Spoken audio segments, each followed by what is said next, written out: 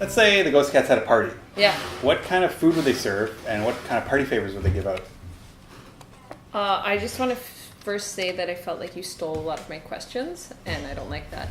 But the food that they would give, probably like sashimi. And the party favors. No, everything would be marshmallows. Well, I thought that I was going to say marshmallow fluff. Uh-huh. And sashimi, which is like a great combination. Cheese puffs, those are kind of ghostly. Those ghost... Oh, remember the photo that I sent you from Czech Republic? Oh yeah, the ghost snacks? The ghost snacks? Yeah. And then I got... Sean sent me some weird ghost lollies or something from Australia, and they're like little hard candies that they turn your tongue a color.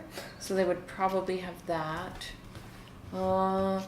Party favors, I feel like they would give like the little bag. It would have catnip in it, and it would have like a piece of yarn, and then it would have like maybe like one sock.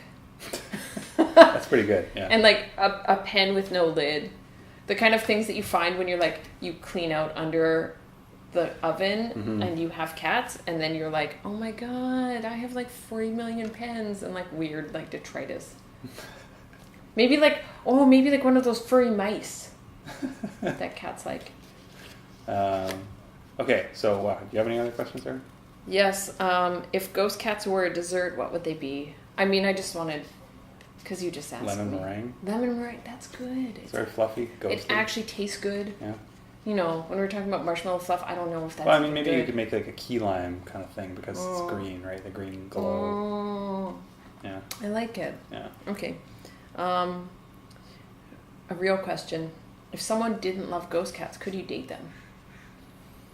Oh man, that would be a really tough call. I don't know. I mean, like if they were like, yeah, it's fine, or not if they were like, I hate ghost cats, but if you're like, hey, this is my comic, and they're like, oh, cool. well, if they actually made that reaction, that would mean they disliked it. But if they're just indifferent to it, I think I would give it a shot if everything else worked really well. But having somebody be really supportive of what I'm doing, even if it's frivolous and fun and not so-called serious work, I think would be very important. And if they didn't want to support that, then that means that they're maybe not the best person for me, I think. It would be like dating somebody who is a fan of a sports team that's the sports team that I hate is regularly opposing my own sports team or something like that. I just don't know if I could deal with somebody who I would have that kind of enmity with. Yeah, I think that person would have to be like, want to join the cult. Yeah. To be like the real deal. Yeah. They'd have to need to be a cultist, really. Yeah, for real. What's the ghost cat's secret power? What, other than passing through walls, flight? Secret. Super strength? Secret power. Secret power? Because those are all like obvious powers that ghosts have. Well, they can help people understand their weird emotional problems, as has been shown in issue 2, issue 1, and maybe a little bit in issue 4, but not really. Not really issue 4. That's a pretty good secret power. More humans should have that secret power. What if humans had the secret power to understand our own emotions?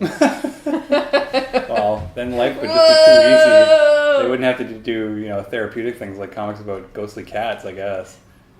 That's okay. So a good thing we don't have that. Okay, so here's one of my favorites. Yeah. Okay, so I described this to you the other night. Yeah. How do you imagine the ghost cats sound? Because of course we only represent them visually. Yeah. We don't have them in an animated form. To you, Right. How do you think they sound in your mind when you draw them? Sometimes I think of them being like mew, mew. But then recently my dad gave a suggestion, and it was the ghost cat should sound like mew, like a mew and a boo. And I hadn't got there on my own, and I really like that. That's pretty good. Yeah. That's pretty good. Mew, mew. Well, I had suggested the other night that, and this is based on a video game that I played on the Commodore 64 some 20 or 30 years ago, probably, called Archon, in which it's kind of like chess, but you play with various mythological creatures. So you have wizard, sorceress, manticore, basilisk, knight, goblin, troll, golem, all these things. And you play as elementals, the djinn, and the air elemental and the djinn both have this sort of air shuffling noise, but it's that really primitive computer video game sound. So it's made with a synthesizer, and they kind of sound like as they float through the air. And that's how I imagine the ghost cats sound when they move. Sort of shuffling air noises. Yeah, that's amazing. I also like to imagine, like in our comics, when somebody walks through them, they go like, yeah, a little and popping, then air popping noise. Pop back into existence, Yeah. like where you just be sitting alone in a room and hear like that, and they'd be like, what's going on? Yeah, I agree. Now, do you think that they make a sound when they come through a wall? Like in a lot of movies, they'll help you cinematically by having, when something passes through a wall, it'll make a sound, go whoosh, or it'll go or something like that. You know, somebody passes through a wall, and they make a shimmering sound. Are the ghost cats silent when they go through the wall? I think they can't, because cats are really quiet. Mm-hmm. So I just don't buy it that they would have like a going through the walls. I think it was just like materializing, or if someone walks through them or like disturbs the air and this where they are.